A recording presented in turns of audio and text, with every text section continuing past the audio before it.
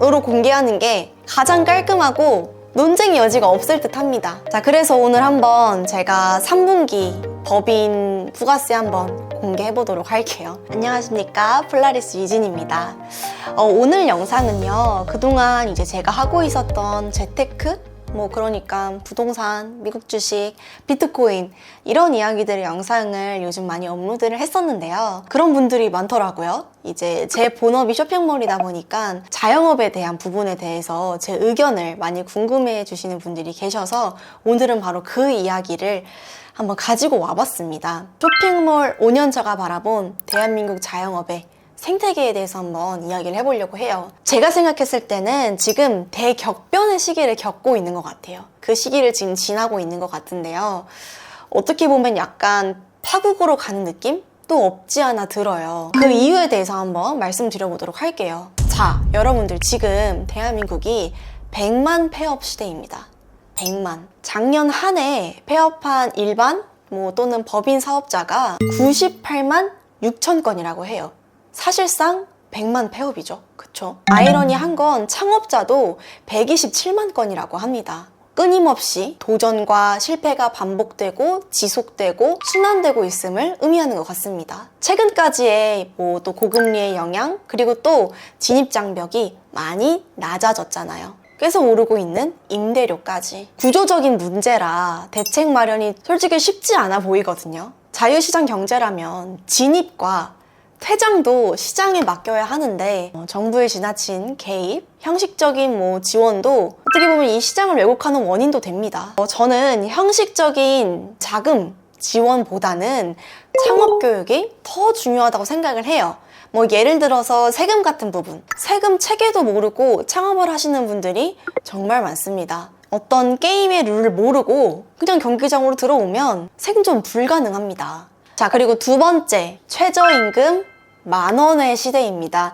2025년부터 최저임금 10,000원, 정확하게 1030원인데요. 정해진 룰은 받아들이고 개선점, 차선책을 찾아서 대응을 해야겠죠. 하지만 자영업자들에게는 큰 부담으로 작용을 합니다. 어떻게 보면 사업 전반을 재점검해야 하는 시기가 반드시 필요하겠죠. 마른 수건도 다시 짜야 할 정도로 효율성을 찾아야 하는 시기입니다. 지난 4년간 세금을 납부하고 이 실제 경제활동을 해본 결과 사실상 고용을 막는 규정들이 너무 많거든요. 과거 고도 성장기 때의 제조업 중심의 세계관이 발목을 잡고 있는 것 같아요. 그러니까 이 노동시장이 지나치게 경직되어 있어요. 향후 AI와 로봇의 시대를 어떻게 준비해야 할지 이제는 생각을 좀 바꿀 때가 아닌가. 다음은 이제 온라인 스토어 관련된 부분인데요. 한창 많은 이슈가 있었던 TMF 사태. 예전에 제가 TMF 영상도 한번 업로드를 했었거든요.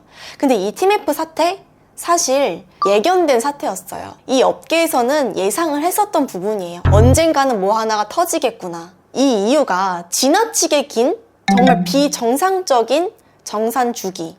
사실상 돌려막기거든요.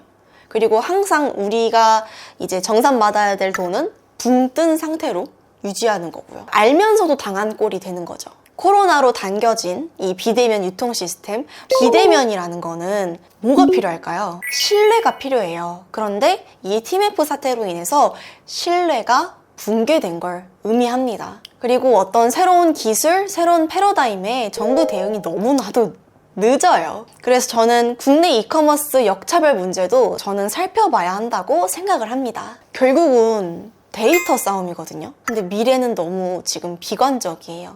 뭔가 혁신이 사라지는 대한민국이라고 생각을 합니다. 그러면 이제 자영업의 진화 과정에 대해서 한번 말씀을 드려볼게요. 그러니까 다른 분들이 자영업을 그냥 뛰어드시거든요.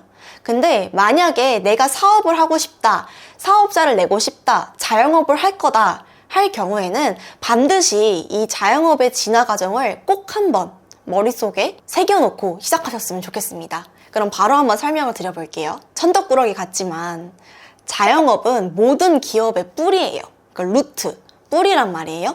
누구나 처음 시작은 자영업입니다. 자영업. 어떤 이제 인류의 미래를 바꿔가면서 우리에게 혁신적인 가치를 제공하는 세계적인 기업들도 그 시작은 자영업이었습니다. 자영업은 그 나라의 씨앗이자 미래 그 자체거든요. 지나친 보호와 지원보다는 창업 생태계를 좀 조성하고 이제 세금 교육도 병행하면서 시장 원리를 존중하고 옥석을 가리는 시스템이 필요한 시대예요.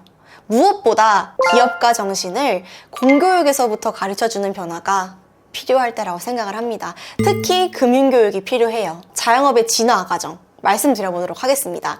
자영업의 진화 과정은요, 제가 생각했을 때는 4단계가 있다고 생각을 해요. 4단계. 첫 번째, 1단계는 바로 생존입니다. 생존.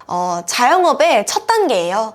수익과 비용 간의 처절한 싸움. 생존이 가치인 단계입니다. 살아남기 위해서 하루에도 몇 번의 선택을 하게 돼요. 잘못된 선택을 지속해서 하게 되면 그 데미지가 쌓이면서 결과는 퇴출로 이어지는 거죠. 자, 1단계에서의 최강자는 누구냐? 바로 여러분들이 많이 알고 있는 프로그램 이름 중에 하나인데요. 바로 서민갑부라는 프로그램이거든요. 거기에 이제 자영업을 시작을 해서 어느 정도 성과를 내신 분들이 나오는 그런 프로그램이잖아요. 서민갑부에 나오는 그 주인공 분들 있죠. 대표님들.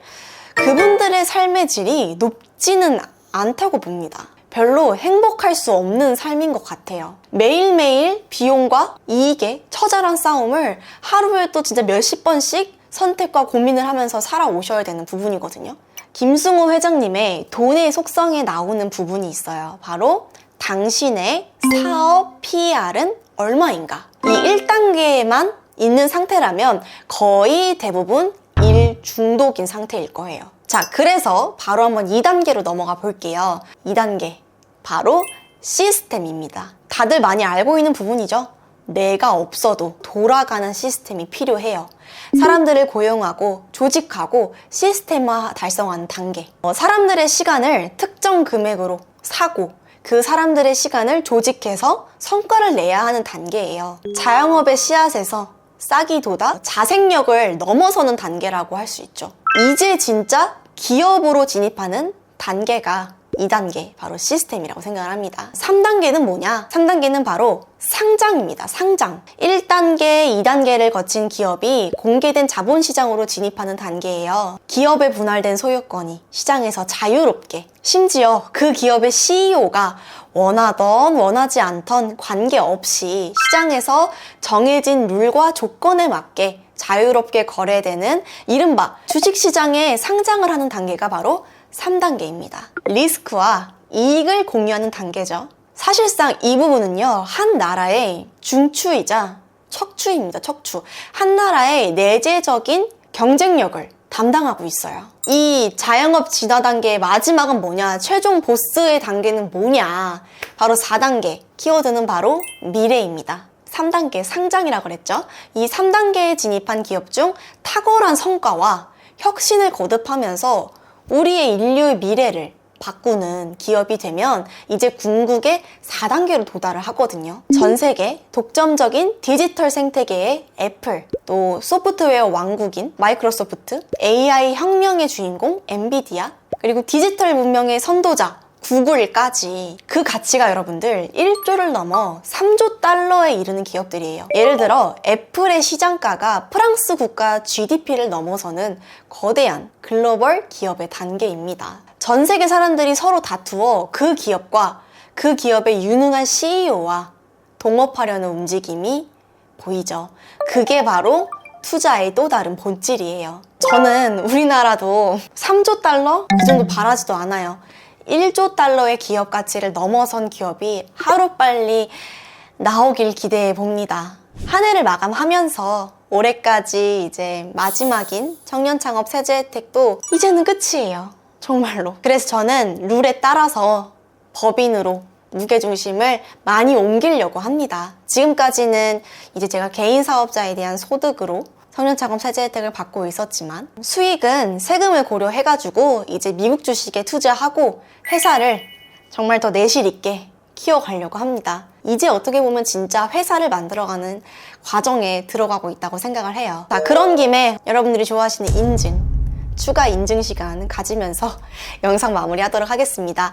예전에 여러분들 제가 유튜브 보면서 누가 구두 팔아서 70억 벌었다고 영상 올렸다가 나중에 이제 매출로 슬쩍 이렇게 바꾸시던데, 저는 솔직히 그건 좀 같은 자영업자로서 좀 씁쓸하거든요. 사실 이거는 여러분들, 여러분 탓도 있어요. 매출과 수익은 다릅니다. 그쵸? 여러분들 자산과 순자산도 다른 것처럼 중요한 건 실제 개인 소득이겠죠. 그쵸? 세금으로 공개하는 게 가장 깔끔하고 논쟁의 여지가 없을 듯 합니다. 자, 그래서 오늘 한번 제가 3분기 법인 부가세 한번 공개해 보도록 할게요. 이걸 마지막으로 영상 마무리하면 좋을 것 같습니다. 이 영상 보시고 이렇게 생각하실 수도 있어요. 그럼 너는 지금 몇 단계냐? 너는 몇 단계에 있는데 이런 말을 하냐? 저 또한 지난 단계상 1단계이지만 더 배우고 더 노력하고 많은 전문가님들 그리고 다양한 분들과 함께 협력해서 계속 진화해 가도록 하겠습니다. 여러분들의 많은 응원 부탁드리겠고요. 항상 영상 시청해주시는 분들 정말 너무너무 감사드립니다. 그래서 오늘 영상 이렇게 마무리하면서 오늘 영상도 도움이 되셨다면 구독과 좋아요, 알림 설정까지 부탁드리도록 하겠습니다. 지금까지 폴라리스 유진이었고요. 우린 또 다음 영상에서 만나도록 할게요. 여러분들